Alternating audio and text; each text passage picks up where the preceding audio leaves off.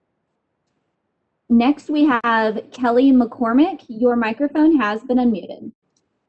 Hello, this is Kelly McCormick again, and I would like to thank Committee Member Cermak for his suggestion about reviewing the high THC products, which were previously discussed. And I'd also like to encourage more membership seats be given to people from public health and prevention. Right now, the committee is heavily oriented toward members that are from within the marijuana industry, and that does not really provide the balance that a committee like this needs. Thank you. Next, we have Paul and Susan Hansberry. Your microphone has been unmuted. Post office, you mean as in USPS? Paul and Susan Hansberry, your microphone has been unmuted. Hi, good afternoon. This is Susan Tibbin. You know, there's a really dangerous combination that's happening right now that other people have spoken about of provisional license holders running out of time, a pandemic which has added to the extreme financial situation in the rural counties where unemployment is very, very scarce. And the very small operators who have no more savings to invest to try to get a license. And many of these small operators are older adults. They're in their 60s, their 70s, their 80s. And these farmers desperately need an avenue tailored for the very small operator. Could we agendize looking in to a new license type, an actual micro business license for the hundreds of legacy small operators? And in the statute, there is room for a new license. Thank you very, very much. Next, we have Judith Strang. Your microphone has been unmuted. Hello, thank you for this opportunity to provide some public input. Again, I think you would be well served if you had more community members and parents on your committee, particularly if you reinstitute the public safety or the enforcement committees. I think that your concern regarding some 75 to 80% of cities who do not allow marijuana businesses, I think if you could work together and look like you were open to input from parent and community members, it would serve you well. 30 seconds. 30 seconds.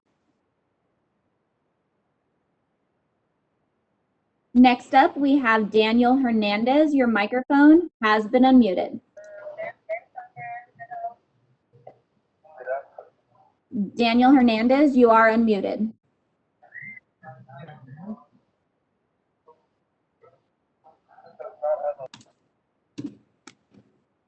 With that, we don't have any additional requests for public comment. Would you like me to close this feature? Thank you very much. Please do that. Feature has been closed. So that brings us to the end of the day. I'd like to thank everybody for their fantastic public comments throughout the day and the work that was done by both our committee and our staff assigned to the committee. Look forward to getting started on these subcommittee meetings and in preparation for next committee's full committee's meeting. So with that, have a great day, be safe, and we'll see you all soon.